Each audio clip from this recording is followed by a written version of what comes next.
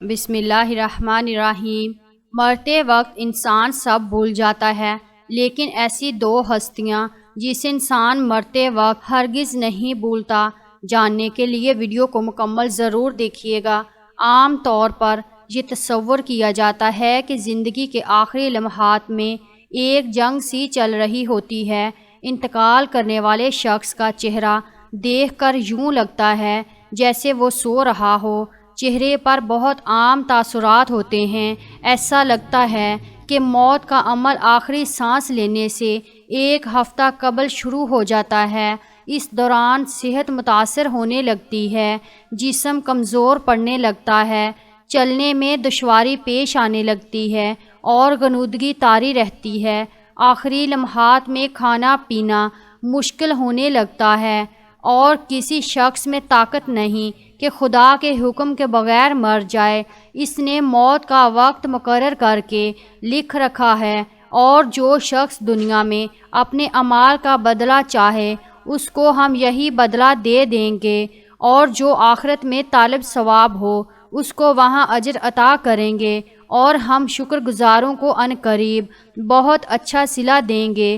سورۃ آل عمران 145۔ مرتے وقت انسان کے دل و دماغ سے ہر چیز نکل جاتی ہے، سب کچھ بھول جاتا ہے، اپنا مال دولت، محل، عزیز و اقارب، رشتہ دار، سب کچھ بھول جاتا ہے، مگر مرتے وقت انسان دو لوگوں کو بہت زیادہ یاد کرتا ہے۔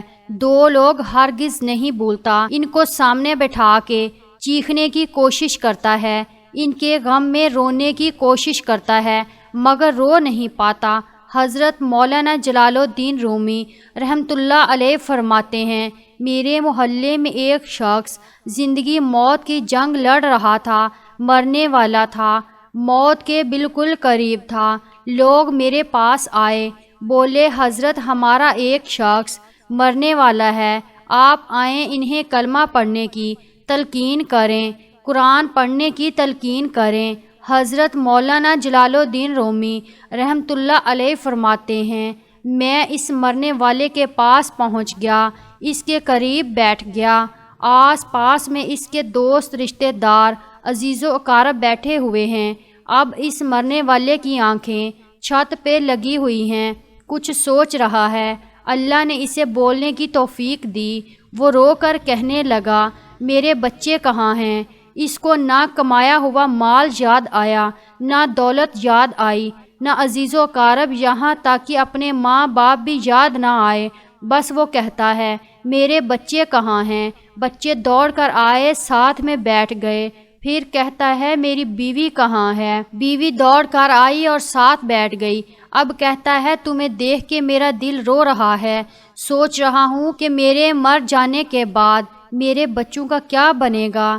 انسان جب مرتے وقت بچوں کو دیکھتا ہے، اللہ تعالیٰ جب اسے دیکھنے کی توفیق دیتا ہے، ہمت دیتا ہے، جب آخری بار بچوں کو دیکھتا ہے تو وہ یہ بھول جاتا ہے کہ میرے مرنے کے بعد میرا کیا بنے گا۔ یہ سوچتا ہے کہ میرے مرنے کے بعد میری اولاد کا کیا بنے گا۔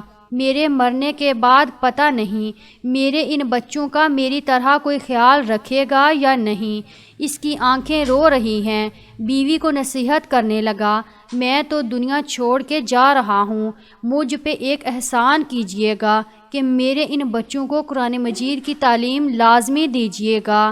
ان کے منہ سے نکلا اللہ کا نام میری قبر کو روشن کر دے گا، مجھے جہنم کی آگ سے، اللہ کے عذاب سے دور کر دے گا۔ ان کو دین کی تعلیم دینا۔ ایک واقعہ ملاحظہ فرمائیں، حضرت سیدنا موسیٰ علیہ السلام کا ایک قبرستان سے گزر ہوا۔ آپ علیہ السلام نے دیکھا قبرستان کی ایک قبر کے اندر مردے کو دردناک عذاب دیا جا رہا ہے، مردہ عذاب میں مبتلا ہے، اس کی قبر جہنم کے گڑھوں میں سے گڑھا بنی ہوئی ہے، مردہ عذاب میں مبتلا ہے، چیخو پکار کر رہا ہے۔ حضرت سیدنا موسیٰ علیہ السلام آگے چلے گئے۔ کام کرنے کے بعد واپسی جب اسی راستے سے گزر ہوا، آپ علیہ السلام نے دیکھا وہی جہنم میں جلنے والا شخص جس کی قبر میں عذاب دیا جا رہا تھا، اب وہ شخص جنت میں ٹہل رہا ہے۔ اس کی قبر جنت کا باغ بنی ہوئی ہے۔ آپ علیہ السلام نے دونوں ہاتھ اٹھائے، عرض کی میرے مالک تھوڑی دیر پہلے میں یہاں سے گزرا تھا، یہی قبر جہنم کے گڑھوں سے گڑھا بنی ہوئی تھی، تھوڑی دیر کے بعد یہ جنت کے باغوں میں سے ایک باغ کیسے بن گئی؟ اللہ نے فرمایا موسیٰ یہ شخص جب مرا تھا، مرنے سے پہلے اپنی بیوی کو حاملہ چھوڑ کے مرا تھا، بیوی کا ایک بیٹا پیدا ہوا، بچہ آج چھوٹا کل بڑا، تھوڑا سا بڑا ہوا تو اس کی بیوی بچے کو مسجد میں بھیجا، معلم صاحب نے اس کے بچے کو بسم اللہ الرحمن الرحیم پڑھائی، جب اس کے بچے نے بسم اللہ پڑھی تو موسیٰ مجھے حیا آئی کہ اس کا بچہ میرا نام لے اور میں اپنا نام لینے والے بچے کے باپ کو جہنم میں ڈالوں، یہ میری رحمت گوارا نہیں کرتی، اس لیے ہمیں چاہیے کہ اپنے بچوں کو قرآن مجید کی تعلیم دیں۔